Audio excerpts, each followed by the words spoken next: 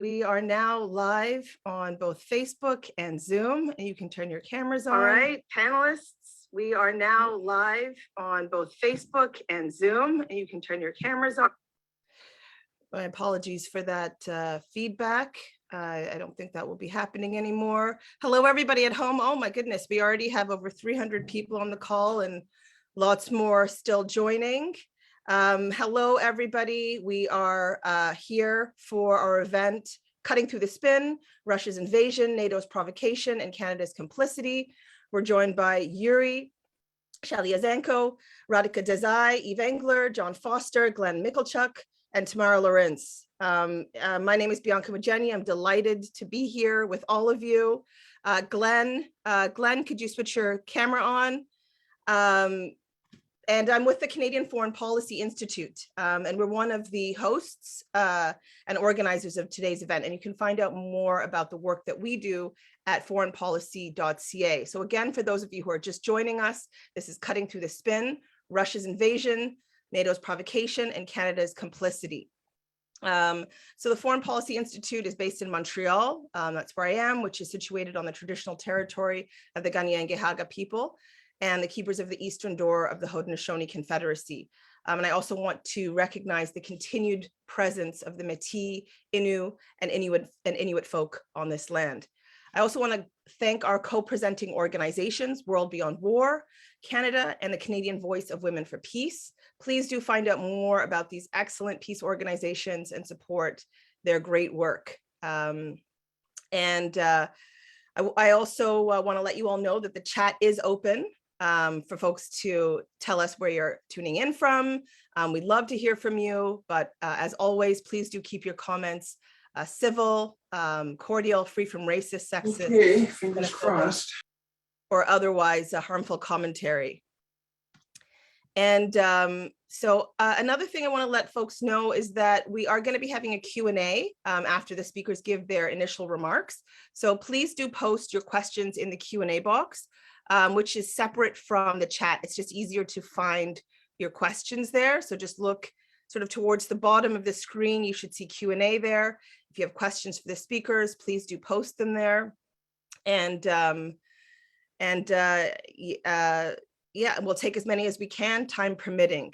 We do have quite a few speakers today, which is wonderful, but that does mean that we'll have a little bit of limited time for the Q&A. So again, my name is Bianca Mageni. I'm representing the Canadian Foreign Policy Institute, which challenges unjust foreign policy measures and aims to bridge the gap between the perception and reality of Canada's role in the world. And we also work to oppose the racism embedded in Canadian foreign policy.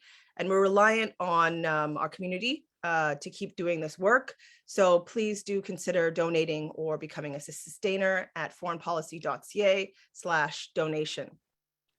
So for tonight's event, the Canadian Foreign Policy Institute believes that Russia's invasion of the Ukraine must be condemned as a flagrant violation of international law that has already caused significant death and suffering. And yet, we must also consider our own government's role in this calamitous situation. And a factor that has really driven regional tensions is NATO expansion across Eastern Europe, which you'll be hearing more about today. And since the early 1990s, Canada has pushed to expand NATO to Russia's doorstep, despite promises to Soviet officials not to do so. As we speak, there are 600 Canadian troops leading a semi-permanent NATO mission in Latvia, right on Russia's doorstep. Canada contributed to the 2014 overthrow of the elected Ukrainian president, which spurred a war in the east of the country. And we're saying that instead of pouring in more weapons, Ottawa should push to negotiate a way out of the conflict. Otherwise, more Ukrainians are likely to die, and the possibility of cataclysmic nuclear war will grow. So we're lucky today to be joined by experts with a wide diversity of opinions and analysis on the issue, and who have all been very closely following the Ukraine crisis and Canadian foreign policy. And they're going to offer us very important perspectives that have been ignored by the Trudeau government and the media. And with that, it is my great pleasure to introduce our first speaker of the evening. Yuri Shaliazenko is a member of the board of directors of World Beyond War. He's based in Ukraine and is speaking to us today from Kyiv. Yuri is the executive secretary for the Ukrainian pacifist movement and a board member of the European Bureau for Conscientious Objection. He is a journalist, a blogger, a human rights defender, and a legal scholar, as well as an author and academic who has many publications and lectures on legal theory and history. Welcome, Yuri. Thank you. I would like to express gratitude to organizers of our webinar for the opportunity to discuss so important and timely issue. Every day after the illegal Russian invasion to Ukraine, 24th February, sirens are howling and rockets are booming in Kiev such powerfully that my 5 floors house is shaking. In fact, in the first sleepless night, I heard 2 explosions before reading in the news that Putin ordered his army to liberate Ukraine from neo-Nazi. My friend and former prisoner of conscience Ruslan Kotsaba, as well as I, is listed in far-right Mirotvoris database as traitor to Ukraine. Neo-Nazis several times assaulted him and severely injured his eye. For his call to boycott military mobilization in 2015 to war against pro-Russian separatists, for his next anti-war vlogs, and for activities of Ukrainian pacifist movement. Neo-Nazis also painted insults on my door a year ago and broke my camera when I filmed them. But I am sure that the Ukrainian police should deal with Ukrainian neo-Nazi, and it is not Putin's business. Police did nothing, which is a shame, but it is not an excuse for Putin's invasion of Ukraine and killing of thousands of civilians. Intentionally or not, casualties were predictable anyway. Putin should go away from Ukraine with his army and resolve his geopolitical, cultural, and historical disputes with our president and our people at the negotiation table, as well as dispute peacefully dispute between Russia and the West with President Biden. Unfortunately, warmongers are not interested in negotiations. Look at the rising stocks of merchants of death at the stock market, and of course, they are pushing their agenda. They demand escalatory more military aid for Ukraine and destructive economic sanctions against Russia. They gathered 1 million of signatures demanding intervention of NATO countries to close the airspace over Ukraine and deploy Western peacekeepers to fight Putin peacekeepers, basically asking to escalate war, risking to provoke nuclear strike. NATO refused to engage in direct confrontation with Russia, but NATO countries are continuing to support Zelensky regime both militarily and in propaganda war, discouraging Ukrainian government from seeking peaceful settlement, also pushing out Russia from international institutions, encouraging Russia to persist in armed aggression. Diplomacy is failing because current conflict is a result of worldwide over-investing in war and under-investing in diplomacy.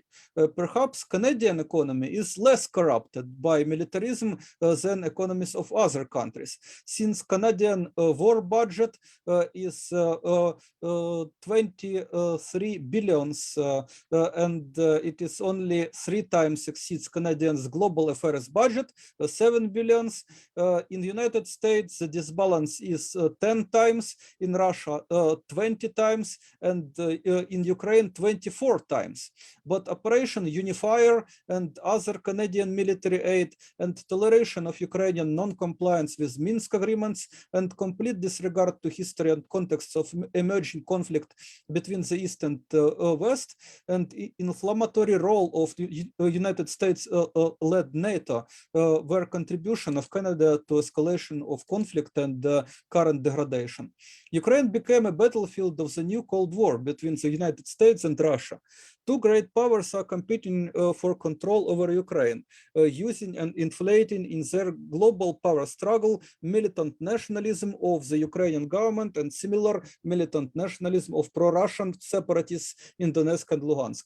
Neo-Nazi fought on both sides of 8 years war between Ukrainian government and pro-Russian separatists. Varyag battalion and Russian national unity on Russian side, and Azov battalion at the right sector, правый sector, in Ukrainian side. A peaceful life of Ukraine was destroyed by this militant nationalisms and great power struggle. During a week, or more precisely, 10 days after Russian invasion to Ukraine, 2,000 of civilians were killed, including tens of children, hundreds of children wounded, 10,000s of people were injured, new hundreds of thousands of people are displaced and seeking refuge, in addition to millions of refugees in Russia and in Europe. For United Nations estimation, new refugees around 1 million. Russia wages aggressive war against Ukraine, which should be denounced and stopped. No doubts about that. But instead of breaking the last bonds of humanity out of rage, instead of giving up diplomacy, we need more than ever to preserve and strengthen venues of communication and cooperation between all people on earth. I experienced a lot of hate for my refusal to bear arms and public call to Ukraine-Russia negotiations from friends and neighbors supporting army and making Molotov cocktails to kill the enemy. I had sweet dreams of evacuation from family, with my family from Kiev to, I dreamed more peaceful country, maybe abroad, as visiting fellow, probably to some university or like that. But returning to reality, I should mention that all men in age from 18 to 60 are prohibited in freedom of movement, can't even rent a room in hotel without authorization from military commissar. Because in our militarized culture, mandatory gender role of all men is warrior, and almost nobody respects human right to conscientious objection to military service. Exceptions for some religious denominations are hardly accessible because of bureaucratic labyrinths, and alternative non-military service has punitive discriminatory nature. Secular pacifists and objectors on purely ethical grounds have no chances for official recognition. However, I continue to believe that war is a crime against humanity and refuse to participate in any kind of war and strive for the removal of all causes of war. And first cause is lack of truth. All sides of conflict say there are angels and other side are demons, but in fact, not only Ukraine, but Russia too needs demilitarization and denazification, and both Putin and Zelensky should recognize it. To finish, I hope that with the help of all people in the world, telling the truth to the power, demanding to stop shooting and start talking, aiding those who need it, and investing into peace culture and education for non-violent citizenship, we could together build a better world without armies and borders, a world where truth and love are great powers, embracing East and West. Thank you so much, Yuri. Thank you so much for, for that push to, to put down weapons and start speaking, and for also grounding us and speaking to us about your experience as well during a time of such great difficulty. I really appreciate you sharing your story, particularly as it's after 1 a.m. in Kyiv. So appreciate you staying up to chat with us. So thank you so much for that. Our next panelist of the evening is Glenn Mikkelchuk. Glenn is the chair of the Peace Alliance Winnipeg, and he's also the vice president of the Association of United Ukrainian Canadians. Welcome, Glenn. Thank you. And thank you to the Canadian Foreign Policy Institute for organizing this webinar at such a critical time. I say this is a critical time because efforts to stop the war and secure a space for diplomacy and peace negotiations is vital if we are to prevent this war from growing in scope to involve NATO.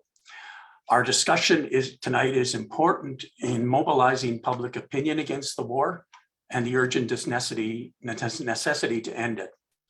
Public opinion at this point is being bombarded with the images and suffering of war. I see no substantial narrative to end this war and the suffering it is causing.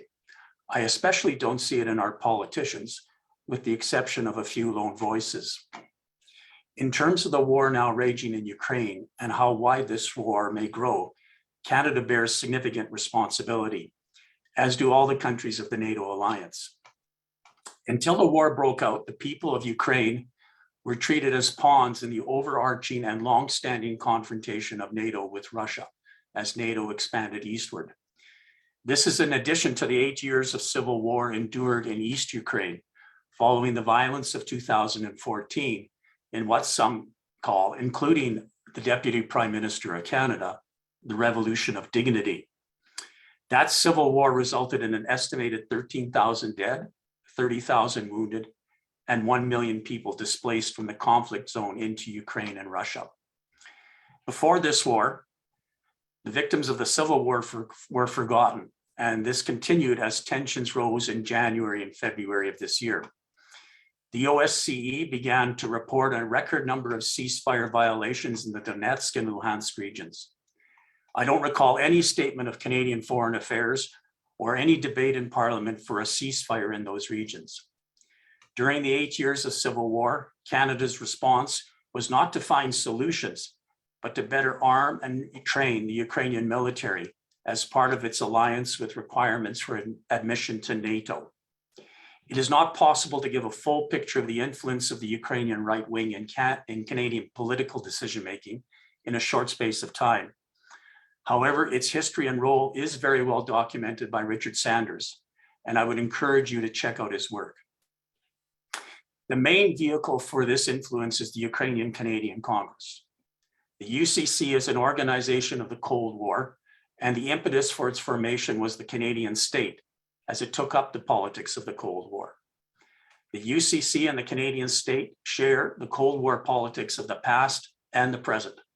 And of course, of special significance to the influence of the UCC is Chrystia Freeland and her links to the UCC. Not surprisingly then, the positions of the UCC on Russia and Ukraine have driven Canada's policy on Ukraine, regardless of which party is in power. Its reach extends to include all members of Parliament through the Canada-Ukraine Parliamentary Friendship Group that, according to the UCC, has a membership of over 100 MPs. A UCC 2019 policy paper titled Strengthening Canadian-Ukrainian Defense and Security Relations notes, and I quote, "Ukraine is the front line of our defense against Kremlin aggression," end quote, and calls for removal of Russia from the SWIFT payment system and Ukraine's admission into NATO. The removal of Russia from SWIFT has now happened. The possibility of Ukraine's admission into NATO remains a central issue in the war. In the period of January and February, as tensions rose between Ukraine and Russia, Canada was a protagonist for measures to escalate tensions. At the end of January, a take note debate was held in Parliament. Preceding it, the UCC presented its briefing package to MPs. If one reads the answer of the debate, what is striking is the similar language used by MPs to frame the situation as the need to confront Russia and the need to escalate measures against Russia through sanctions, providing more military aid to Ukraine and recommitting to Canada's training mission in Ukraine. So the relationship is pervasive, and it has conditioned Canadian policy to the extent that Canada cannot represent any other position than that of confrontation. In a webinar hosted jointly by the UCC and Liberal MPs representing the Prairie provinces, both Ministers Joly and Freeland appeared alongside leading functionaries of the UCC. The webinar was called Canada's Role in Protecting Ukraine. It was in late January and at a time when diplomacy still had the possibility of averting war. As Minister Joly had just returned from a diplomatic mission to Europe, one in which she did not meet her Russian counterpart, you would have expected that she could have spoken about diplomatic initiatives. However, she made only passing reference to the Minsk agreements. In the webinar, both Joly and Freeland emphasized the need for hard power and confronting Russia. Chrystia Freeland spoke about Ukraine as the battleground between democracy and authoritarianism. Freeland was to emphasize this and her pride in Canada's supply of lethal aid to Ukraine at the UCC rally in Toronto last Sunday. In conclusion, I believe there's an opportunity to avert this war. There was an opportunity to avert this war. It required diplomacy and lessening of tensions. Canada and others undercut the diplomacy by escalating tensions and giving no space for dialogue. In hindsight, it is as if there was a timetable to bring things to a boiling point. I look forward to the anti-war rallies planned for Sunday. We must change the course of what is happening. We must stop this war and the devastation it is bringing. We must avert the danger it poses of engulfing all humanity. Thank you.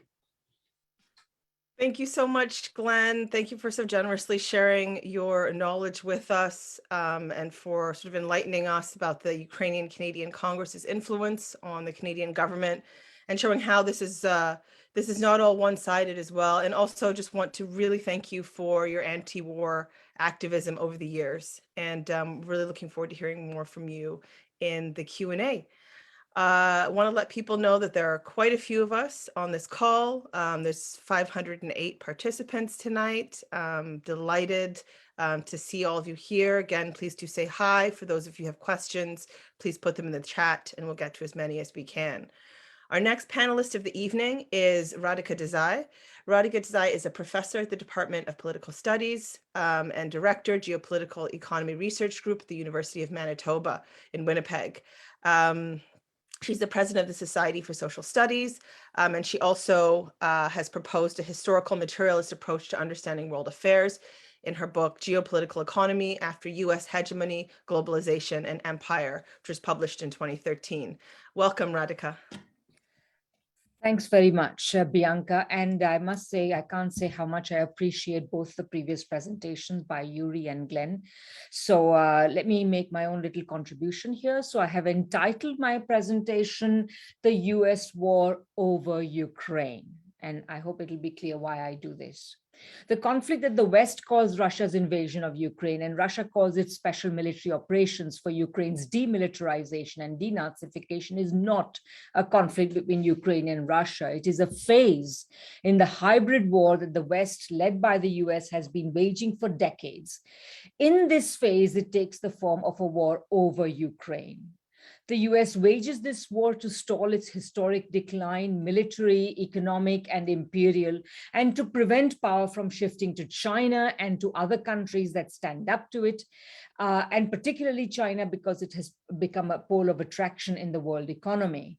The Americans try to do this in a number of different ways. Firstly, by expanding opportunities for the handful of sectors of the American economy that retain an edge. That includes the military-industrial complex, which particularly relies on NATO expansion and interoperability criteria to maintain its market and its profitability, the fossil fuel and mining sector that has long been the mainstay of this white settler society, the finance, insurance, and real estate sector that forms the critical underpinnings of the dollar system, which along with the US military apparatus serves its imperial project, and the industries reliant on monopoly, and particularly monopolies provided by intellectual property rights, such as information and communications technology, and big pharma.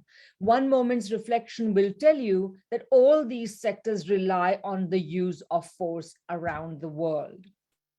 Secondly, the US tries to achieve its aims by inflicting harm on China and other countries, particularly those like China, like Russia, like Iran, that stand up to US power and stand up for their rights to run their economies and engage with other countries in terms of their own choosing, rather than the terms of subordination to the US and the West. And finally, the US tries to do this by securing its domination against decline by resubordinating allies, European, East Asian, and others farther afield. Such subordination not only works to the detriment of the people of these countries, sometimes it even works to the detriment of the capitalists of these countries. In other words, the US aim is the violent defense of all aspects of its declining imperial system on which its economy depends. This is, of course, pursued through talk of democracy and human rights, but is in fact based on the denial of both and the regular violation of the UN Charter. In recent years, China has been the focus of the US drive to stall its decline and resubordinate the world, but Russia has never been far. The first new post-Cold War, new Cold War was actually declared against Russia. Maximally, the US would like to include the dismembering of the Russian Federation on the model of Yugoslavia, though the US never had the ability to achieve this aim even at the height of its power, and today its power is much diminished on all dimensions.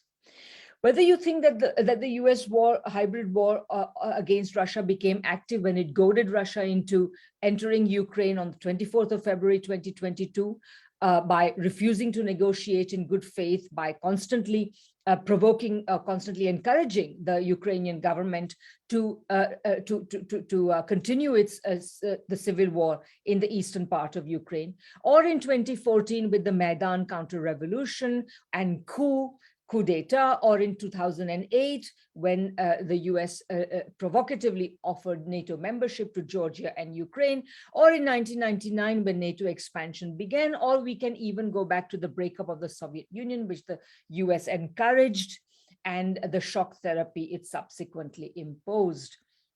In all of this, Ukraine has been the Americans' pawn, the US's pawn. This pawn can be sacrificed, and one can argue it is being sacrificed as we speak. Developments since the 24th of February have permitted the US to boast of reuniting NATO, boasting of getting Germany to overturn its long-standing refusal to supply weapons, and overcoming its reluctance to commit 2% of GDP to defense. It can even boast of the Swiss giving up centuries of neutrality in order to sanction Russia. It gets worse. The US is encouraging Kiev to refuse to negotiate, even though the outcome of the negotiations, in that they will resemble something like the Minsk Accords, can only be good for Ukraine and Ukraine's people. Instead, it is encouraging Kiev to indulge in the worst practices, including arming civilians to incite confusion, looting, marauding, and even killing of Ukrainians by Ukrainians, and ensuring that the conflict will continue for a long time.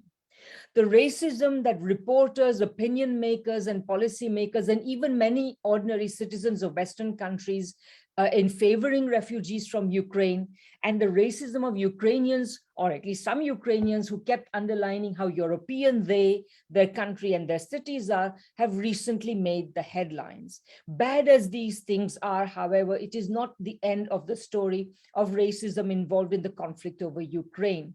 Those rightly decrying the aforementioned racism do not even appear to suspect that ultimately racism is also the consolation prize that poor whites receive from white elites, the prize that permits the latter to consolidate support among the former, whose economic subordination continues or gets worse. What Ukrainians can hope to have in the embrace of the West, if they ever get there from the conflict into which the West has landed them, will be an even lesser versions of the fortunes enjoyed, or should we say suffered, by other countries of the former communist East and the post-Soviet space.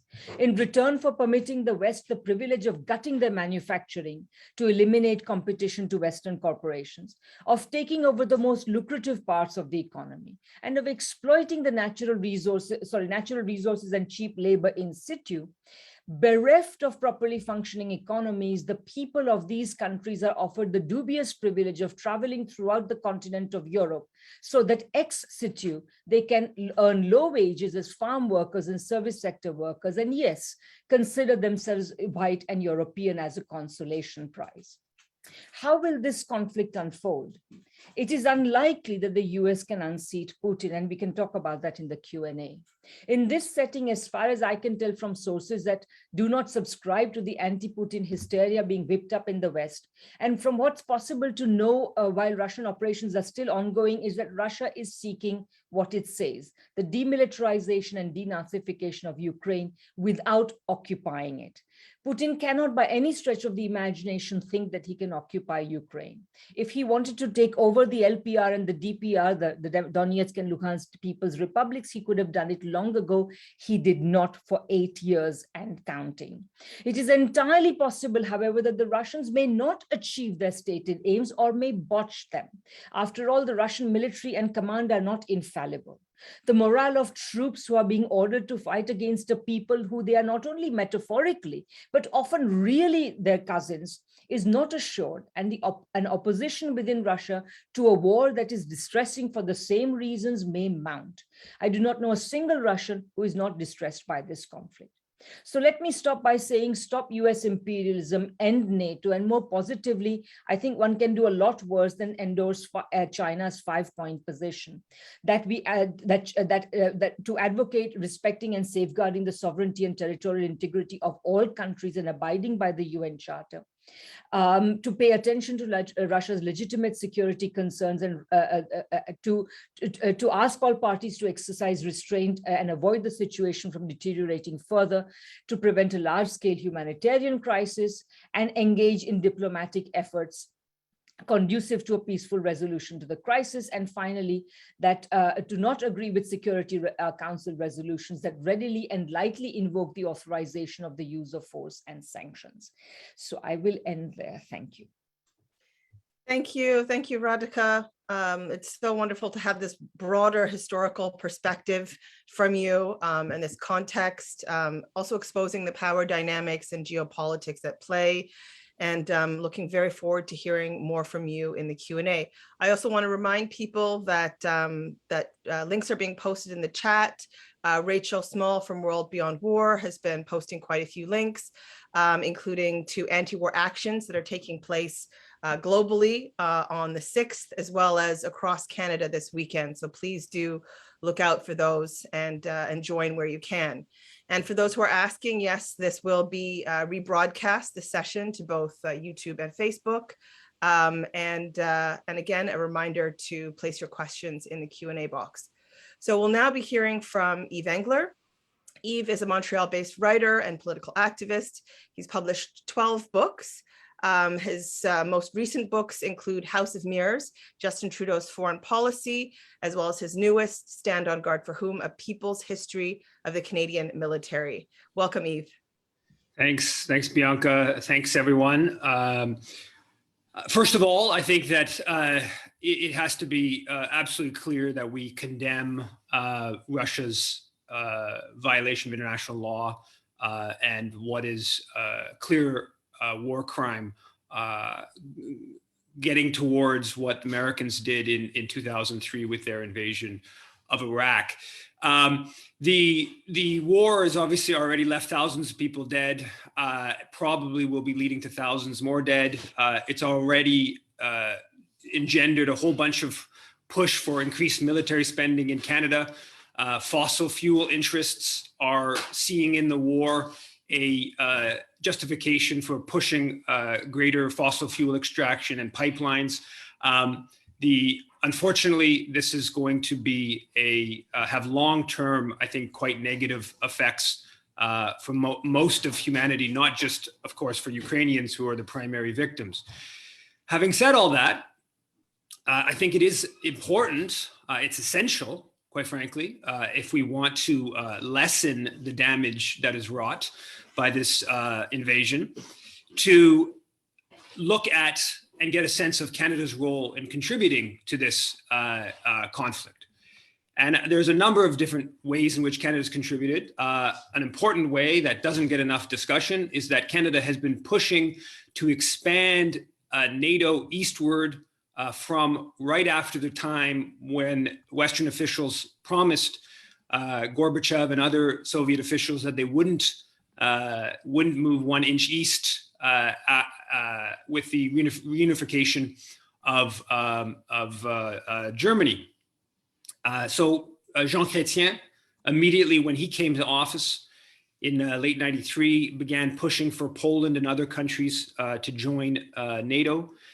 He actually criticized the Americans for what he considered too slow of a plan on NATO expansion eastward.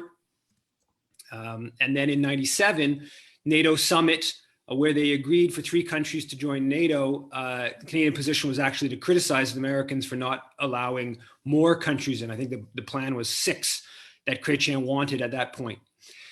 The Canadian government was the first government to formally endorse NATO expansion. They did so without even a debate in Parliament. So NATO expansion didn't even warrant an actual debate in our House of Commons. It was just viewed as a no problem. Throughout this time, and I just wrote a story that went back and looked at the Canadian newspapers over and over again in the stories from 1990 onwards, it was always referenced that Russia was hostile. Well, the promises that were made were referenced to not expand eastward in the Canadian papers, in Ottawa Citizen, elsewhere. And when Chrétien started pushing NATO expansion, the stories repeatedly said, and Russia's not happy with this. So it's not just a matter of Vladimir Putin. This is Russian political class more generally. Throughout the 1990s, but particularly in 1999, the Canadian government played an important role in the breakup of the former Yugoslavia. In 1999, with the bombing of Yugoslavia, Canada was a major player in that, dropped huge numbers of bombs, and was a major aggressor in that war that violated the UN Charter. That also was threatening to Russia's influence in that part of the world. Canada, of course, has been a major player in subsequent NATO missions in Afghanistan and Libya. It was a Canadian general that led the 2011 bombing of Libya. Today, you have Canadian troops as part of the further expansion of NATO right into Russia's border. You have Canadian troops in Latvia leading up a battle group in Latvia, almost 600 Canadian troops there. You have, as part of the NATO mission, you also have Canadian pilots and fighter jets in Romania and at different periods in other countries in the region. You also have Canada as part of the standing NATO Maritime Group 1, which is a naval vessels in the Baltic, and Canada's led that NATO fleet at different periods. And the other NATO fleets as well, including ones that go into the Black Sea. So Canada's taken increasingly aggressive position within NATO and going from at one point saying we're not going to move 1 inch eastward in NATO expansion to actually having Canadian troops leading a NATO mission on Russia's border in Latvia.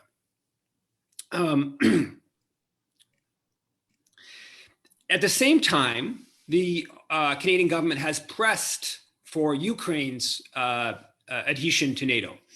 So in 2008, Stephen Harper, then Prime Minister, said he strongly supported Ukraine joining NATO. He aligned with George W. Bush against the position of France and Germany at that period. And the Russian foreign minister, in one of the Canadian press articles about Harper's position, Lavrov was very critical, saying that there would be a reaction from Russia to this talk of NATO expansion into Ukraine. Right up until not about 4 or 5 weeks ago, 6 weeks ago, Mélanie Joly, Canada's current foreign minister, amidst all this tension going on, reiterated that, quote, Canada's position has not changed. We believe that Ukraine should be able to join NATO. Canada has been part of has a NATO Ukraine working group that Canada's been a big player in and has been the NATO contact point. The Canadian embassy in Kyiv has been the NATO contact point. La Presse, about 5 weeks ago, La Presse reported on one of the Canadian military trainers as part of Operation Unifier, saying that part of what they're doing, as former Defense Minister Sajjan had said a few years earlier, that part of what the training of the Ukrainian military is about is preparing them to be interoperable, to be able to fight with NATO forces. And Canada has really taken the lead position in rebuilding the Ukrainian military after 2014. You have Canadian officials that are part of Ukraine's Defense Reform Advisory Board. Canada signed a defense cooperation agreement with Ukraine 5 years ago, added Ukraine to the automatic firearms country control list, enabling weapons sales. And they're doing this, they've done this and helped rebuild the Ukrainian military, where they're now currently boasting about having trained more than 33,000 Ukrainian soldiers. They're doing so while the Ukrainian military has been fighting in the east, right? But waging this war that's left 14,000 dead. And one of the things that's fascinating in seeing that take place is the absolute silence, or not absolute, but close to silence of Canadian officials on the Minsk II agreement that was signed back in early 2015. Canadian officials have basically ignored this agreement that is about ending the conflict in the east and really bringing in some form of federalism to Ukraine. And the Canadian government has basically, on one hand, strengthened the military waging this war, and on the other side, not expressed their public support for the French-German negotiated ceasefire peace agreement that even the United Nations Security Council approved. So that's really telling of how Canada has positioned itself with enabling the conflict that's been going on now for many years. But all of this conflict is the outgrowth of the overthrow of an elected president in 2014. Let's be very clear about that. We can't understand what's going on today without understanding the overthrow of the elected president in 2014. And that's incredibly important Canadian contribution to that removal. So for instance, the Maidan protests going on for a couple weeks, Canadian officials making statements in support of the protesters. On December 5th, 2013, while there's this protest against the elected president, Canada's Foreign Affairs Minister, John Baird, visits the Maidan Square in central Kyiv, and Paul Grod, the head of the Ukrainian Canadian Congress, announces from the stage that Canada's Foreign Affairs Minister is at the protest and supporting the protesters. This is a clear intervention into the internal affairs of Ukrainian politics. Definitely a violation of the UN Charter. Later on that day, John Baird puts out a statement in support of the protesters. Later on in December, Canadian Chargé d'Affaires meets with a very controversial protest leader in the hospital. And the spokesperson of Canada's embassy is a prominent activist, well-known activist in the Maidan protesters. So the spokesperson, the paid employee, the local spokesperson of the Canadian embassy is a prominent anti-government activist. And then in the final week, a little bit more than the final week of the Maidan protests in February 2014, protesters used the Canadian embassy for more than a week, according to the Canadian press story that came out a year after. They basically use it as a safe haven. It's right next to the protest, the main protest square, and they use it as a safe haven, including members of the far right. And so then Yanukovych is ousted, and immediately the Canadian government works to shore up the unconstitutional replacement. You have a visit by John Baird to meet with them, a statement putting out saying to welcome the appointment of a new government. Prime Minister Harper is the first G7 leader to visit the interim government. A huge amount of Canadian assistance that is poured into the interim government that's unconstitutional, and Canadian officials are totally quiet about the far right's influence within the interim government. So Canada had an important role in enabling the ouster of the elected president, which then spills into this conflict into the east, et cetera, and we're seeing some of the reverberations of that up until today. And I think that, like, at the big picture, from Ottawa's perspective, Ukraine is a proxy in their battle with Russia, right? They don't really care that much what happens to Ukrainians. They want the Ukraine they will use Ukraine as a way to weaken Russia. They also, which is I think a sort of peculiar element, we maybe can get into in more detail later on, they use the Ukrainian Canadian Congress and its influence, as in part at least, as a cover for their anti-Russia policy, i.e. the Ukrainian diaspora in Canada wants us to take this really aggressive position, which is partly true and partly not true, and we can get into that in greater detail. So obviously, from a public relations perspective, the Canadian government prefers to have a sort of diaspora group that's supposedly pushing them to this really effectively, in my opinion, anti-Ukrainian policy. And just to conclude, I mean, it really gets back to, I think what we need some courageous Canadian politicians to stand up in this time when there's talk about more weapons, Canadians going over to fight, all that, you talk on no-fly zone, all this kind of stuff. What we need is politicians to stand up and say, Canada does not believe in NATO expansion. Canada wants US nuclear weapons out of Eastern Europe. And Canada believes that the Minsk II agreement should be a basis of negotiations. And we need to move away from this ramping up conflict and try to have some negotiated solution. I'll leave it at that. Thank you very much. Thanks, Steve. Thank you so much for providing this critical Canadian angle and the emphasis on what's going on here at home, what our government is doing, and the ways in which we have, the Trudeau government, the Liberals have poured fuel on the fire of this conflict. So you can find out more about Eve's work and writing at eveengler.com.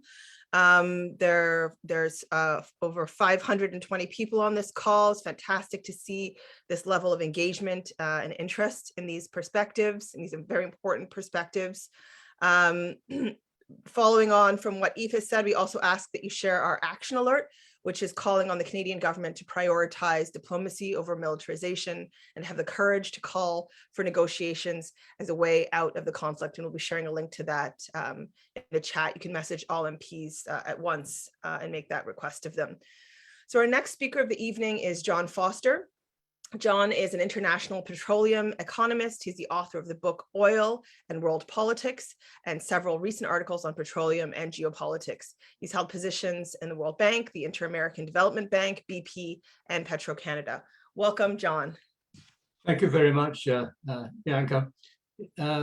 Is my picture, can you see me? Very well, yes. Oh, fine. I've really very much enjoyed the comments and the insights of the panelists, and thank you for that. But I've been asked to talk about something a bit different, the geoeconomics of the crisis and the petroleum, the petroleum dimension. So I want to preface my remarks by saying that I'm thoroughly against war. It's bad for the health. But I too lived under bombs in England during World War II, so I do know what happens. Now, the geoeconomics relates basically to sanctions. When the Russian troops entered Ukraine, the United States, Europeans, and Canada imposed severe new sanctions. And as you know, these included Russia's central bank, major Russian banks, high-tech goods, the SWIFT financial messaging system, and the Nord Stream 2 gas pipeline. And the idea is clear enough. It's to isolate Russia from the global financial system. And the sanctions are indeed economic warfare. Now, a word about pipelines. Right now, Europe has an acute shortage of gas. Nord Stream 2, which you know about, it's actually come into our newspapers at last, was completed in September, but needed certification by Germany before it could start operations. Last week, Germany suspended the certification process. That's not the same, I would say, as outright cancellation, but for the time being, the pipeline is dead in the water. Mind you, other pipelines from Russia to Europe are still operating. Historically, Russian gas to Europe flowed through Ukraine, later through Poland as well. And since 2014, both countries have been hostile to Russia. Think about it. All countries want reliable trade routes. And Russia sees both Ukraine and Poland as unreliable. And yet both Poland and Ukraine want the transit fees that come from the pipelines. In Ukraine, it's as much as $2 billion US for the government coffers.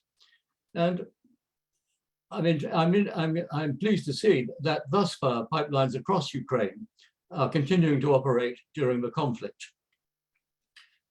Russia, together with European partners, built pipelines to bypass Ukraine and Poland. To the north, Nord Stream 1 goes under the Baltic Sea to Germany, and it's been operating successfully for more than 10 years. And to the south, Russia built Turk Stream under the Black Sea to Turkey, and it delivers gas to Southeast Europe. And it replaces an earlier project, South Stream, which the United States managed to get canceled just as construction was starting. All the pipes were in place. Now, Nord Stream 2, the controversial Nord Stream 2, runs parallel to Nord Stream 1, and it's been completed. As I said, it needs certification by Germany before starting. And from the beginning, Washington has used multiple sanctions to delay construction or get it canceled. Poland and Ukraine oppose the project tooth and nail, and they feared that it would reduce gas volumes and transit fees through their own pipelines. Now, Europe has a very large gas market, and Washington has its own reasons for opposing Nord Stream 2. Commercially speaking, fracking has made the United States a major exporter of liquefied natural gas, LNG, and Washington wants to muscle in on Europe's gas market. Also, Ottawa now is discussing LNG exports from Nova Scotia. So the United States and Canada have economic interests in pushing Russian gas out of Europe. The catch is that US LNG is typically more expensive than Russian gas. It sells typically at high spot prices. These are short-term prices in a highly traded market. Spot prices hit an all-time high yesterday, 8 times higher than Russian long-term contract prices, as I calculated. So imagine what that does to Europe in terms of inflation and household budgets.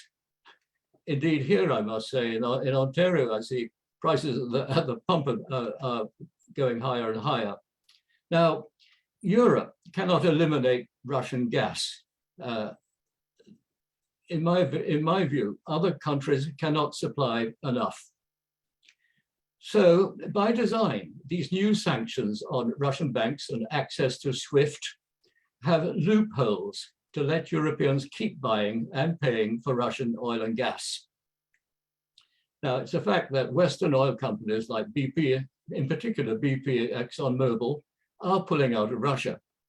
And Shell, for its part, which has a 10% of Nord Stream 2, is in limbo. So will all that hinder Russia's oil and gas production? No doubt that's the hope. But I'd be very much surprised. Russia has developed its own capability, and it's not dependent on Western technology. European bankers, I read, worry that sanctions could backfire on Europe, hurting it more than Russia. Sanctions since 2014 have encouraged Russian industry and agriculture to replace imports. And European factories and farmers have lost Russian markets. Russia shut out French cheese, Polish apples. Russia has taken steps to fireproof itself from new sanctions. For example, it has its own alternative to SWIFT, has access to the Chinese one. Russia could issue sanctions as well in retaliation. For example, Russia is the world's largest exporter of potash for fertilizer. And if Russia were to prevent potash exports, a shortage on the world market would mean higher costs for farmers and higher food prices as well. Of course, Saskatchewan potash mines would benefit. So to wrap up, in war, things are often not as they seem, and real motivations are often hidden. Like previous speakers, I see a high stakes game extending far beyond Ukraine. And a top spokesman for UK Prime Minister Boris Johnson may have spilled the beans last week when he said, which I paraphrase, the US NATO goal was to collapse the Russian economy to engineer regime change. Later he said he misspoke, but we know how US regime change operations turned out in Afghanistan, in Iraq, in Libya, in Syria. They were fatal disasters. So for 30 years, the United States has now been, without competition in world leadership, a unipolar power. And with this crisis, European countries have fallen into line with Washington. But the world is changing. Russia has rebounded, despite the earlier sanctions. China is rising. The world has become multipolar. And so right now, the problem is the fighting, and I don't condone it. But earlier, the problem was a failure to listen to Russia's security concerns. Previous speakers have said that, a failure to take them seriously. We've witnessed a colossal failure of diplomacy, whether accidental or not. But diplomacy is the only way forward, and I thank you. And we thank you, John. Thank you so much for that excellent presentation and for this important overview of the economic interests that are at play. I invite you all to read John's book. It's called Oil and World Politics, The Real Story of Today's Conflict Zones, and we look very forward to hearing more from you during the Q&A. Thank you very much, John. So the final speaker of the evening is Tamara Lorenz. Tamara is a researcher and member of the Women's International League for Peace and Freedom Canada. She's also a fellow with the Canadian Foreign Policy Institute and a member of the Canadian Voice of Women for Peace. She's a PhD candidate in global governance at the Balsillie School for International Affairs at Wilfrid Laurier University. And she has a master's in international politics, security studies from the University of Bradford, and a law degree from an MBA from Dalhousie University. Welcome, Tamara. Good evening, everyone. I want to begin by making it very clear that the organization that I'm with, the Canadian Voice of Women for Peace, that is co-hosting this webinar tonight, is opposed to all violence and war. So we condemn Russia's invasion, and we condemn NATO's violent provocation and expansion. And we are heartsick for all the people who are suffering on all sides of this conflict. Now, last fall, we became very concerned about the increasing negative rhetoric against Russia by the Trudeau government, the Canadian political establishment, and the mainstream media. We could hear the drums of war start to beat. So in December, we organized 2 meetings about the Ukraine crisis with other concerned Canadians and representatives from peace and justice groups. And at one of our meetings, Yuri spoke to us. And we began to mobilize to stop Canada from escalating the conflict between NATO and Russia over Ukraine. In January, we issued an open statement to the Trudeau government to de-escalate the Ukraine crisis, and we made a number of recommendations. And this open statement was signed by representatives of groups, activists, academics across the country. We also launched a petition to the Prime Minister and our Foreign Affairs Minister, Jolie. We held 2 national days of action, No War with Russia, Peace in Ukraine. We published a number of letters to the editors, articles, and did interviews in the media to try to counter the dominant narrative. And we sent a briefing to every member of Parliament to de-escalate the crisis. For the past 3 months, we have worked very hard to stop the Trudeau government from making the conflict even worse and to support a peaceful resolution, but the government didn't listen to us. Now I would like to show some slides to you.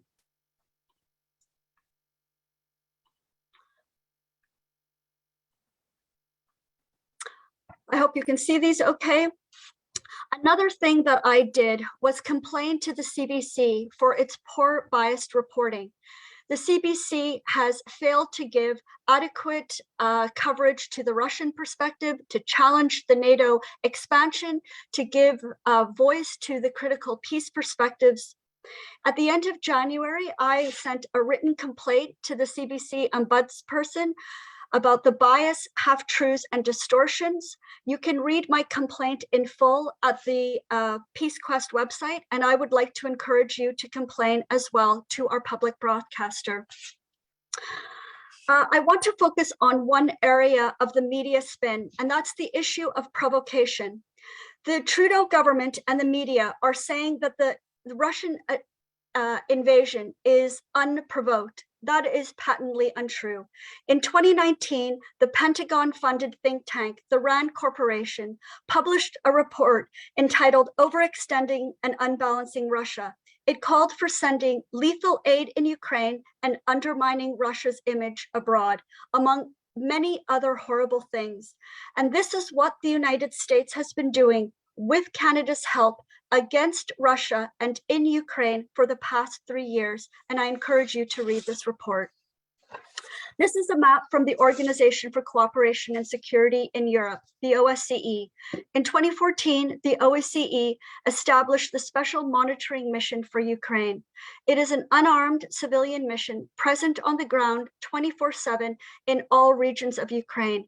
And it has sophisticated systems to monitor the ceasefire that was supposed to be in place based on the Minsk agreements of 2014 and 2015. And this map shows the line between the government-controlled area in the west of Ukraine, this is on the left side, and the non-government-controlled area in the east, the Donbas region with the ethnic Russian citizen minority.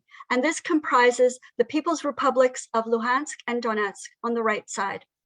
In the days before the Russian invasion on February 24th, the OSCE observed thousands and thousands and thousands of ceasefire violations, sounds of explosion, gunfire, and shelling. Most of the explosions and shelling were on the Donbas side. But these provocations have been going on for the past 7 years. And you can see from this map that most of the orange and yellow and red marks are in the Donbas side. OSCE has also reported that there have been more civilian deaths on the Donbas side. In their latest thematic report on civilian casualties over the past 7 years, the OSCE identified more civilians killed in Donbas by Ukrainian forces. And there is evidence that Canada has been training and arming these extreme right-wing security forces that are implicated in this violence. And this is a study by George Washington University that was published last September. And it shows that Canada has been linked to forces like Right Sector, Centuria, and the Azov Battalion. Plus, in January of this year, Canada sent special forces to Ukraine with no public oversight. And since 2017, for the past 5 years, Canada has authorized the export of arms to Ukraine. We have supplied Ukraine with guns, sniper rifles, ammunition, anti-tank missiles, anti-tank weapon systems, and missiles. I want to urge you to watch the lectures and interviews by Professor John Mearsheimer. He's a distinguished professor of political science at the University of Chicago. He trained at West Point and was also an officer in the US Air Force. Mearsheimer is considered one of the world's foremost experts on international relations and great power politics. In 2014, Mearsheimer was on a Chatham House panel with the former US ambassador to Russia, Michael McFaul, and with Chrystia Freeland. Mearsheimer unequivocally condemned the US involvement in the coup, and he condemned US for pressing Ukraine to join NATO. And he warned that by doing this, the United States was going to destroy Ukraine. So what can we do? What can we do to end this NATO-Russia war in Ukraine and bring about a lasting peace and security in Europe? We need to call for a ceasefire and to support a negotiated political solution. We need to stop sending weapons and stop the sanctions. We need to support neutrality for Ukraine and stop NATO expansion. And as concerned Canadian citizens, we must also call for Canada to withdraw from NATO and for this dangerous military alliance to be disbanded. NATO is a US-led nuclear-armed military alliance of 30 countries. Most of the world is not in NATO. 162 countries are non-aligned and neutral. This fossil fuel-powered war over pipelines and power is going to prevent us from decarbonizing. On Monday, the Intergovernmental Panel on Climate Change released its 6th assessment report on impacts, adaptation, and vulnerability. The scientists said that we are going to be more vulnerable to extreme weather events. This Ukraine crisis and growing militarism are going to further delay global cooperation to deal with the climate emergency. And we need to cooperate with Russia and China, not only on the climate crisis, but on our other global challenges like the pandemic. So finally, I would like to encourage you to come out on Sunday, March 6th, which is the Global Day of Action to call for peace in Ukraine, no more war. There are rallies and vigils that are being organized across Canada, around the world. You can find more information at the World Beyond War website. Please get involved in the anti-war movement and please contact your member of parliament and let them know that you want an immediate ceasefire and a lasting peace. Thank you.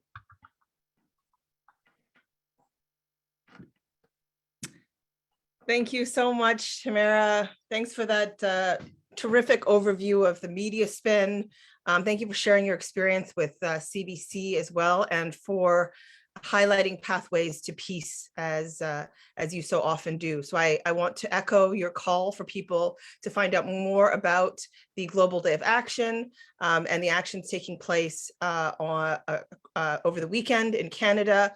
The CFPI also has a call to MPs to support diplomacy rather than militarization. I'll be placing that link in the chat. We are now through with the presentation portion of our evening, and we're moving on to the Q&A section. And we've received a lot of questions. We're not going to be able to get to all of them, but we will certainly get to some of them. So I'm going to dive right into that. So the first question that we have for our panelists today is from Darren, and he's asking, for the uninitiated, can someone clarify two things? What really happened in 2014? What is Putin referring to when he talks about denazification of Ukraine?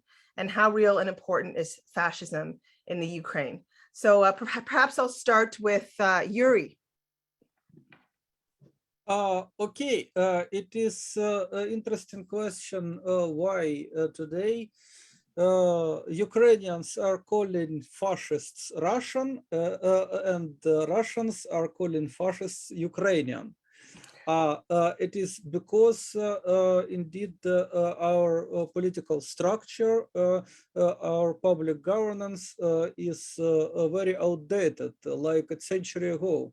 And we are in this politics of century ago. Indeed, when we talking about such authoritarian leaders as Putin or, for example, Hitler, we should, of course, understand that it is a bad style of governance, but it is not enough, because we should understand that in current system of public governance, there are concepts which are not helping to de-escalate, but on the contrary, concepts which are leading to escalation. It is concepts of absolute sovereignty, like you can do everything you wish on your territory. And it is a non-democratic value because all democracies were emerged from getting rid of sovereigns. We got rid of sovereigns, but we are still intoxicated with this intentions to establish absolute power of some individual or collective ruler on some territory. And second problematic thing is nation state, and with in combination with absolute sovereignty, it is disaster. For example, in Ukraine, nationalist sovereignty, it is like we can prohibit Russian language in public sphere because we feel colonized by Russia, and now we should decolonize, and it is of course going against basic rights, freedom of speech, and it is very abusive for a lot of people who talk in Russian as in their native language, and it creates pretexts for any kinds of conflicts. And absolute sovereignty of great powers. I can move my troops any way I wish. I can this gun or nuke direct in any direction, posing threat to others. And indeed, this notion of absolute sovereignty goes against of idea of common security. We need to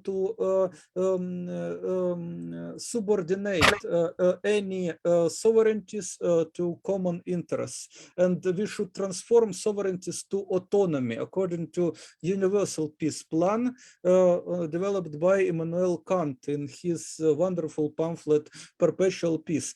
To unite all wills, every will should be subordinated to reason. To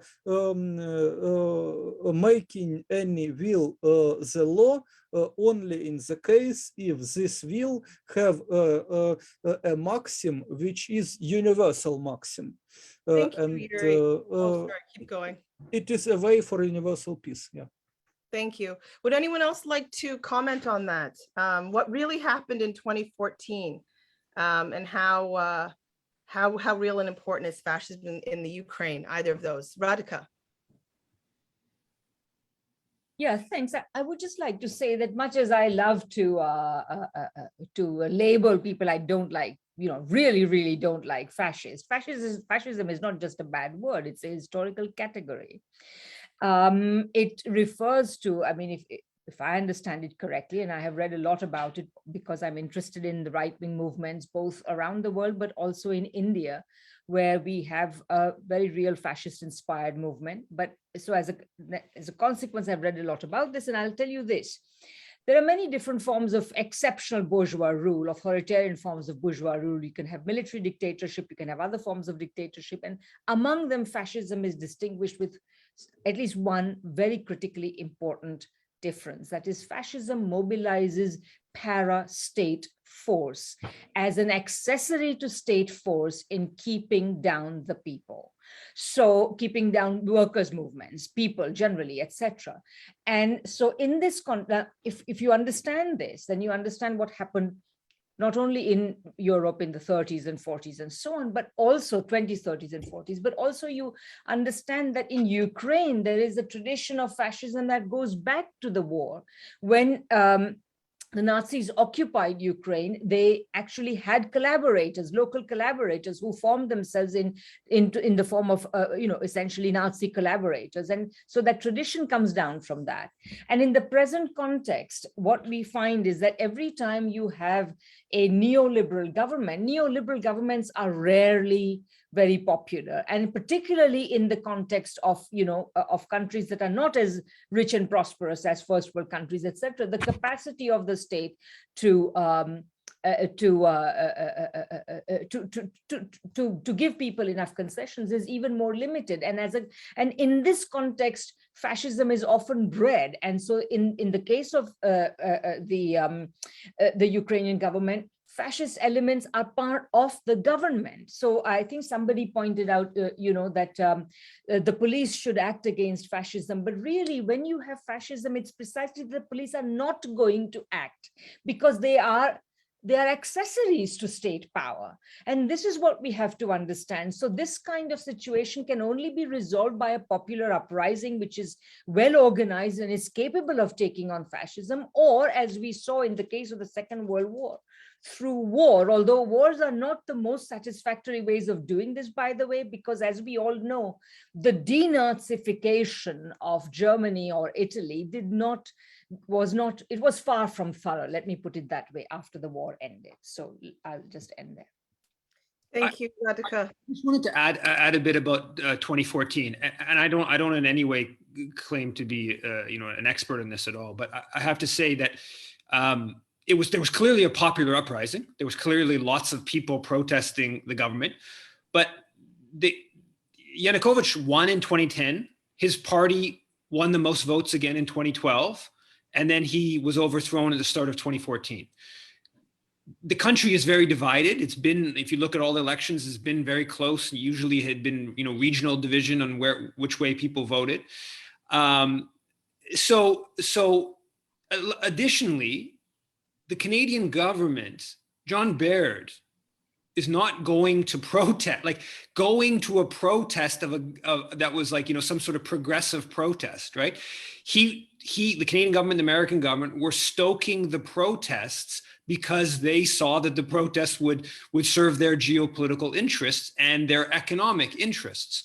So again, I know a lot of people kind of try to frame the protests in late 2013 and early 2014 as a sort of popular uprising, but they did the same thing with Hugo Chavez in 2002, right? There was mass demonstrations against Hugo Chavez, and that's what sort of precipitated or legitimated the military ousting Chavez, which then gets reversed.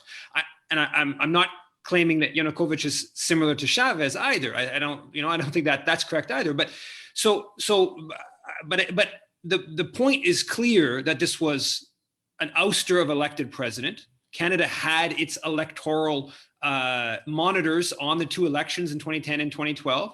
I think it's also really important to point out that the Canadian government has been putting money into quote unquote pro-Western or anti-Russian civil society organizations in the Ukraine for a long time. If you go back to the Orange Revolution of 2004, the Globe and Mail even reported on the important role of Canadian money in swaying that sort of East-West battle within the Ukraine. So it is a divided country, and if you put in a bit of money and you put in some important diplomatic support, additionally there's the massacres that took place, the killings that took place, is part of what legitimated the ouster of the elected president. And there's a lot of evidence to suggest that those were actually far-right forces shooting on Maidan protesters that actually did a lot of those killings, and it wasn't just security forces. So I think it's a complicated one, but I definitely can tell you this, that the Canadian government was not pushing and stoking the anti-government movement because they thought it was going to be some sort of people's uprising that was going to help bring socialism or internationalism in Ukraine. Thank you, Eve. There's a question about fighter jets here, which I think I'm actually going to direct to Tamara. Do you think this conflict will fuel Canada's drive to purchase new F-35 jets and defense spending worldwide and put a damper on the peace movement's efforts to stop this purchase? Well, on Wednesday, there were senior Canadian military officials and Canadian NATO officials that appeared before the Standing Committee on National Defense, making that exact case, saying that Canada needs a new fleet of fighter jets because our current fleet of CF-18s are not adequate to go against Russian fighter jets, and they called for more modernization of the Canadian military and more military spending. And so Canadians need to be very concerned about this. Canada has actually been sending our fighter jets to Eastern Europe as part of Operation Reassurance. on a rotation basis. So we've had fighter jets for the past decade, going to Romania and flying up along Russia's border. These are very provocative maneuvers. And we've also just got news that the Netherlands is going to deploy it's going to have ready its new fleet of F-35s on ready, because of this Ukraine crisis. So I am very concerned, and many other peace activists, that a no-fly zone may be announced, and this could really escalate and involve fighter jets and bombing. And this is something that we have to stop. So we really need to mobilize in this country to stop Canada from buying a new fleet of fighter jets. The Trudeau government wants to spend $19 billion for 88 new fighter jets. The life cycle costs will be upwards of $77 billion. There's huge opportunity costs here if we invest in fighter jets that are fossil fuel powered and not investing in climate action, in poverty, in the pandemic, healthcare, and education. So there's going to be information in the chat about how you can get involved in this campaign, and we need you to sign a petition by March 9th. It's a parliamentary petition to call on the federal government not to buy a new fleet of fighter jets, but to invest in peace and real human security. Thanks. Thank you, Tamara. We have a question from Rosemary that's being posed to either Radhika or Yves, but I invite anyone from the panel to jump in. What was in it for Chrétien, former Prime Minister Chrétien, to push even more than the US for the expansion of NATO? Was the AUC behind that?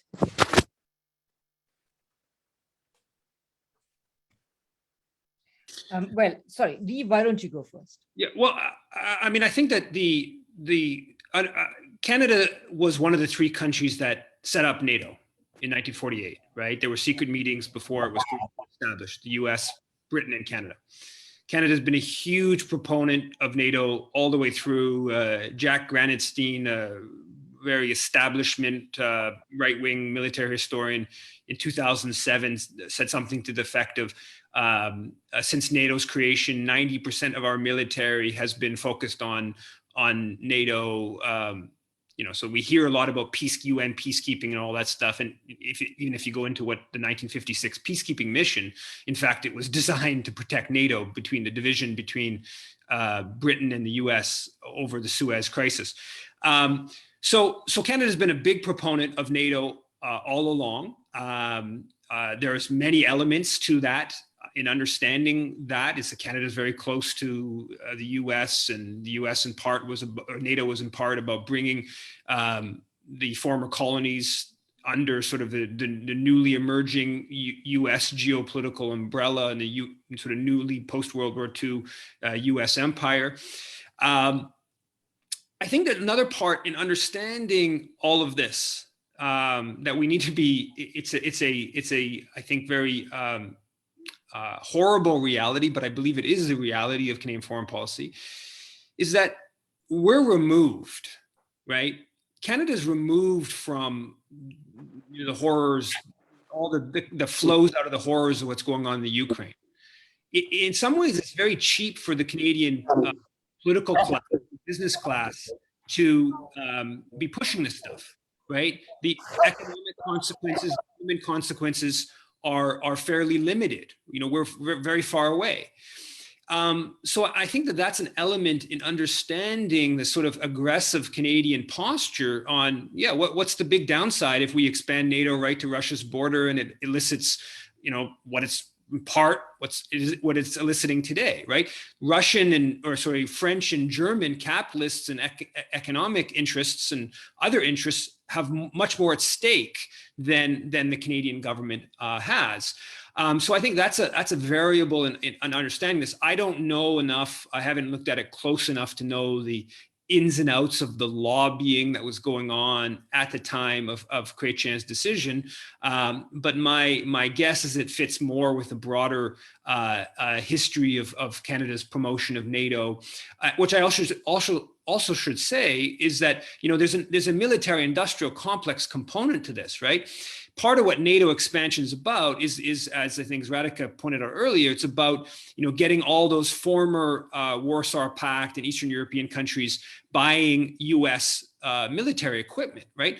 But we should understand that from a Canadian arms industry perspective, right? Canada, since the Defense Production Sharing Agreement of 1956, has had a special relationship.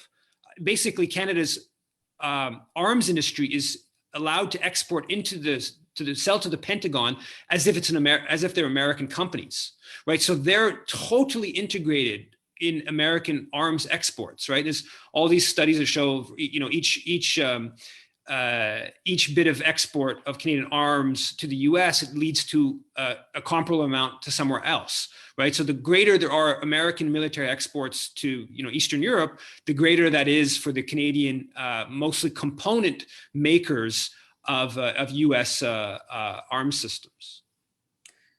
Yeah, I mean, I think Yves has been pretty comprehensive, so I would only endorse what he says in a couple of ways. Number one, I would say that Canada has historically seen itself as part of the sort of a kind of an Anglo alliance as well. And I think that's an element of this. It wants to aid the British and the Americans. So that's one element. The second element I would like to say is that it is very often the case in the NATO context, in the G7 context, etc., that the lesser powers, Britain today, Canada yesterday, etc., will do the ideological work of, you know, demanding that NATO should expand, etc., as a favor to the United States. And I think this often comes in exchange for some other favors. I mean, if you think about the early 90s and Chrétien, etc., you know, it may have had something to do with NAFTA and so on. So I think one has to look at the larger context in which things are happening.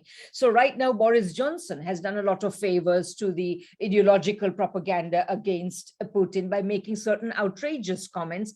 And I think this is just sort of essentially acting as the kind of yappy little poodle in in the service of the big master. So I think that element should not be forgotten. Oh, and I should say, I don't think, Bianca, you can see that people have their hand up because Yuri's had his hand up for a long time and John now has just raised his hand. All right, I would love to hear from both John and Yuri. Maybe John, because we haven't heard from you first, we can hear from you, and then Yuri. Okay, my point is very short. What I would like to pick up on is the whole emphasis now has, and obviously it should be so in this webinar, has been on the war in Ukraine. And I'd like us to step back to last September, October, November, about that time, when Russia started to make noises about the OSCE and the Helsinki Act. And to my mind, this is fundamental.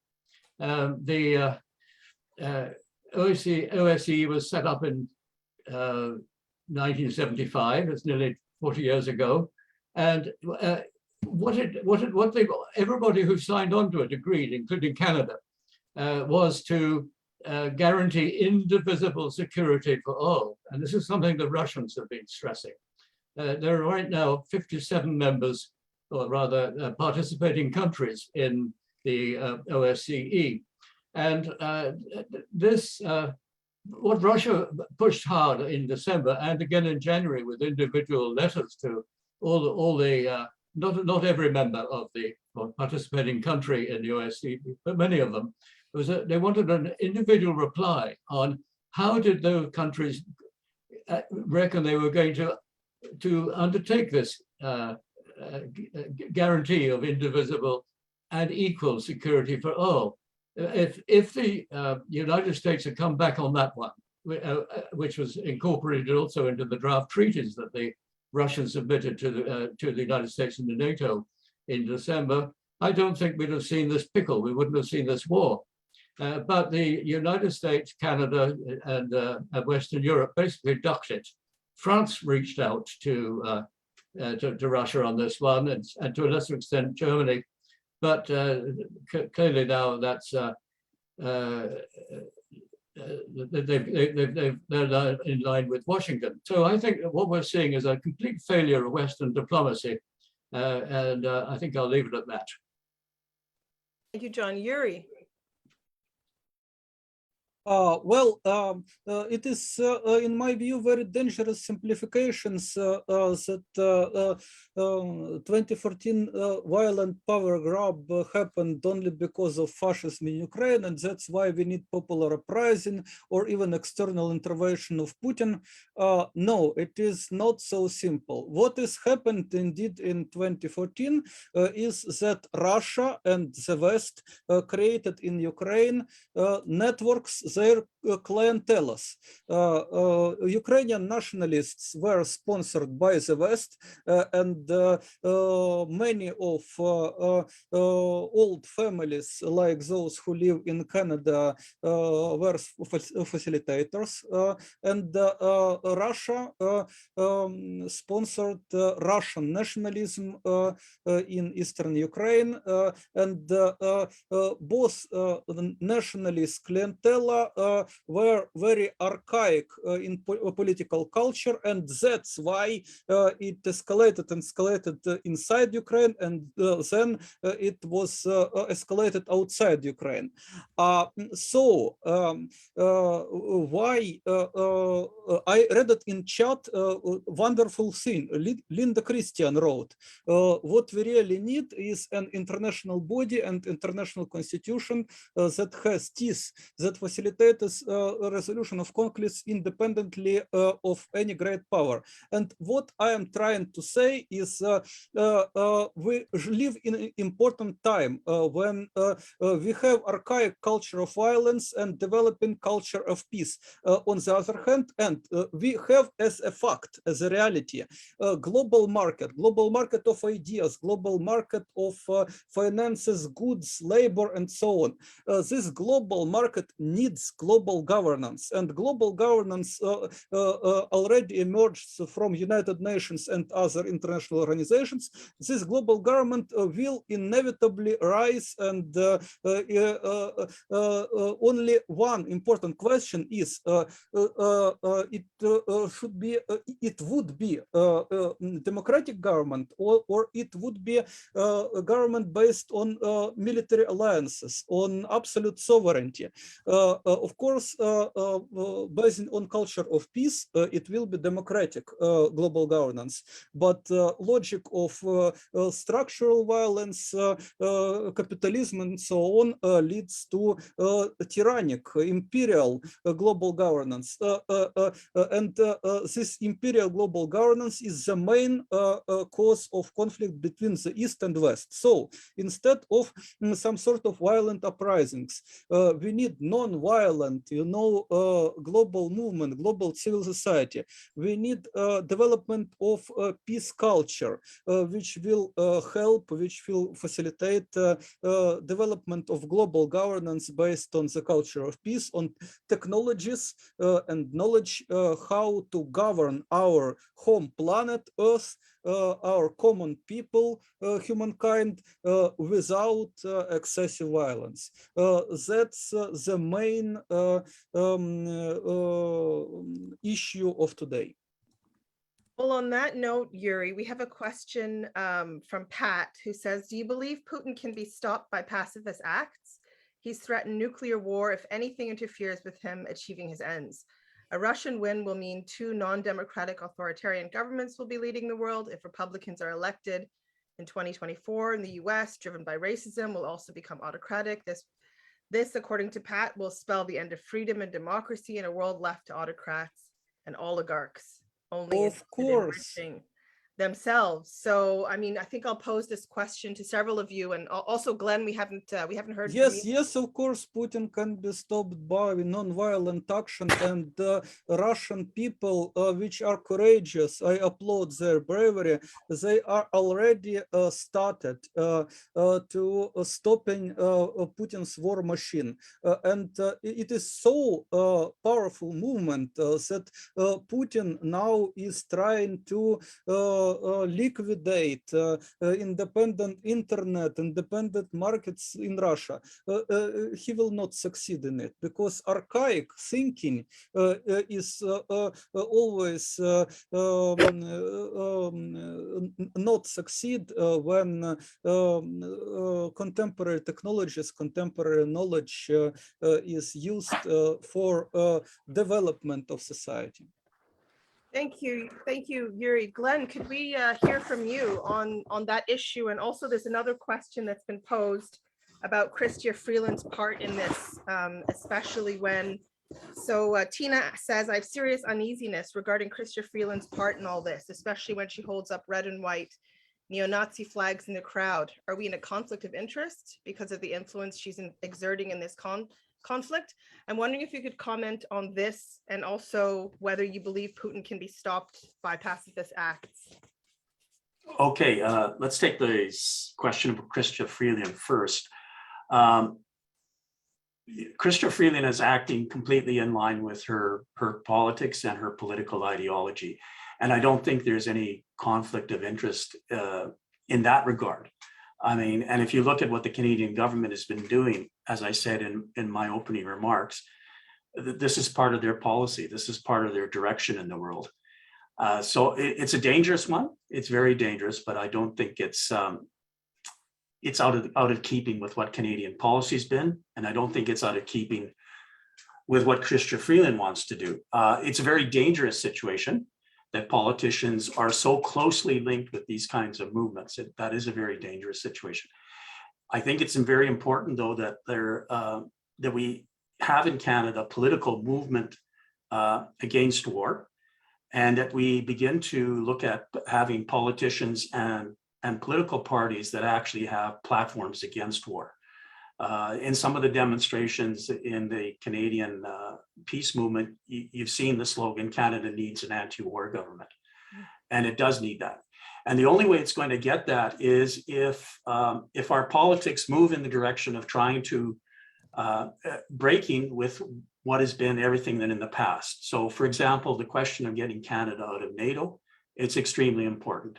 And parties have to deal with that question rather than just submitting to the prevalent or accepting that this can't happen. That hasn't happened. That is not happening right now. And it may give rise to new political movements and new political parties that actually have this as the basis of their action. On the broader question of what's going to stop this war, I do think it's partly the development of our movement, our anti-war movement against this war, because right now you've seen in these rallies that have really been organized simply by the Ukrainian Canadian Congress, in my opinion, they are pro-war rallies. Even though they claim to be concerned about what's happening in Ukraine and the fate of the Ukrainian people, that's not what's been happening there. That's not what the slogans are there. As some people have pointed out in the chats, the slogans have nothing to do with peace and the interests of the Ukrainian people. They have their slogans rooted in these fascist traditions, and so that's not important. That's not good, I should say. So not only developing the anti-war movement to have this opposition and to begin so that the parties which up till now have been very pro-war. I mean, the NDP, for example, has not distinguished itself in Parliament as a party opposed to war or opposed to this particular what's been happening. So the anti-war movement has to develop so that begins to change. And yesterday I heard an interesting interview. The question of diplomacy is extremely important at this time. John Manley was interviewed, and he was asked the question, can Canada play a role in diplomacy in bringing about a diplomatic solution to this question? And he said no. He said probably the only country that can do this is China. And I mean, that raises other questions, because around the whole politics of this hysteria, I mean, a lot of countries, including China, were singled out for their refusal to vote with the on the UN General Assembly resolution where they voted to abstain. And I think the reason that many of these countries voted to abstain is, first of all, they didn't agree with the resolution and how it tried to target and paint this war. And I think they also voted to abstain in order to keep options open to be able to be a force that can deal with all the parties, with Ukraine, with Russia, and not line up on one side or another. And in fact, that's what everyone's being pressured to do at this time, is to line up on the side of you must stand for this war because there's some inherent nobility to it. There's some inherent correctness to it. There's some inherent justice to it as to what's going on in terms of people who are saying that the issue is to funnel arms and weapons into Ukraine.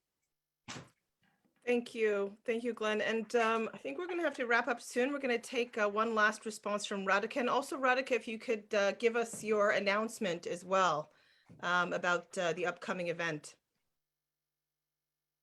Oh, you're still on mute. Yes. Well, thank you very much. So a couple of very quick things and then a quick announcement. So number one, I think that as Glenn pointed out, there is China, and I think China is capable of mediating. China is actually one of the few countries, few major powers that has good relations with both Ukraine and Russia. And I think this can work if it is allowed to work. The real issue is whether it will be allowed to work by the West, but that is a possibility. China has been talking to Zelensky, China has been talking to Putin, and China has a decent perspective on this. So that is one possibility. The second quick question I wanted to respond to is, what does one have to do to stop these situations? What do we need for peace?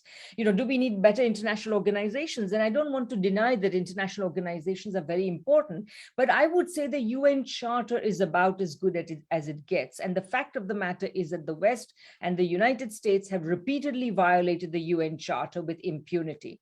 And there is an organization, again, that includes China, Russia, many other countries, Venezuela, Cuba, all the socialist countries. They have created an organization to defend the UN Charter. And I think that also should be given greater attention, because at the end of the day, I just like to leave you with one thought. Where does all this warmongering come from? It actually comes from deep inside capitalism. Consider that it is the capitalist countries that have been primarily the imperial countries. And today it is the capitalist countries that are ringing around other countries with military bases. Compared to the United States and the European countries, how many bases do the Russia or China have outside their territories? I think that is one thing one might want to bear in mind. And so finally, I will end with just a quick announcement of another panel, which you may be interested in, entitled The Fog of War Over Ukraine. There are many speakers. We have Boris Kagarlitsky from Russia. We have Sarah Flounders from America, Victor Figueroa Clark, Rania Khalek, Ben Norton, Brian Becker, John Ross. So, and that's taking place tomorrow. Let me make sure I send this to everyone. Taking place tomorrow. Here is the link. There are further details there about all the speakers. Sorry, not tomorrow. It's taking place on Sunday, and hope to see some of you there. Thanks very much. Thank you so much, Radhika. Unless there are any speakers who have maybe a final comment on what some paths to peace are, we will wrap up. Are there any of our panelists who'd like to make a final comment on what the path is to peace? Yuri. I would like to stress an importance of peace education, because in Russia, in Ukraine, in all post-Soviet countries, it is a great problem, militarization of education, training rather obedient conscripts instead of creative citizens and indeed responsible voters, able to elect responsible government and to develop peace culture and to develop a genuine mass peace movement, not partisan, not astroturfing of oligarchs, but genuine mass peace movement, it should be started from genuine peace education for citizenship. It is one point which I make, and I repeat, it is very important, and we need resources, we need the intellectual resources, financial resources, cooperation between educational institutions, school, universities, governments to develop genuine peace education for citizenship. And one more important thing, it is indeed very good thought was expressed that we already have United Nations and United Nations Charter, and United Nations can develop in this global government which is needed. And you can see that United States and all the West say we are upholding United Nations Charter and rules-based international order. You can see that Russia and China say this West violates UN Charter, but we are upholders of UN Charter. But when you read a statement of Russia and China, you can find there that they uphold United Nations centered global order, but they commit to development, including strategic development, which is military development of a new center of power, which is Shanghai Cooperation Organization. And it is the main problem, because they are, China and Russia, wanna be hegemons. They just are parroting a bad example of United States. United States, instead of strengthening United Nations, invested a lot in building military alliances, NATO, and Russia and China are doing the same, and it is escalate up to a nuclear escalation, escalate a conflict between East and West, and Ukraine today is just a field where this escalation is some sort of a power competition, yeah. And to de-escalate, we should understand that military alliances and absolute sovereignty is a bad venue for global governance. Instead of that, instead of investing in military, we should invest in diplomacy. Instead of investing in conscription, like in Ukraine, Russia, and so on, we should invest in peace education. It is a way for universal peace. Thank you so much, Yuri. And I think that's a perfect note on which to end tonight's event. It has been a great event. I'm so grateful to all of our panelists for their lucid presentations. I'd like to thank you all again. Thank you, Yuri, especially for joining us so late from Kyiv. Thank you, Tamara. Thank you, Radhika. Thank you, Glenn. Thank you, Eve and John. Please do find out about the work of our panelists, as well as the work of our host organizations. There are a long list of resources that are accompanying this discussion that I believe have been posted on the chat and that you can find on foreignpolicy.ca. If you like events like these, please do consider making a donation to the Canadian Foreign Policy Institute, foreignpolicy.ca/donate. Please also support the work of VOW, Voice of Women for Peace, as well as World Beyond War. We have an action alert that we're also encouraging people to send, asking the government to prioritize diplomacy over militarization. And I just, once again, I want to thank our brilliant panelists, Yuri, Tamara, Radhika, Glenn, Eve, John. Thank you for your words. Thank you for your anti-war activism. Thank you to Rachel Small, too, who's been behind the scenes, helping with links and other important things that folks at home can't see. Thank you to the Canadian Voice of Women for Peace again, and World Beyond War for your just tremendous efforts. These are great organizations you should all find out about. And thank you to the audience for coming in such great numbers and for your excellent questions. And that's it for our event. Good night, everybody. Have a good evening. Peace. See you on the streets on Sunday.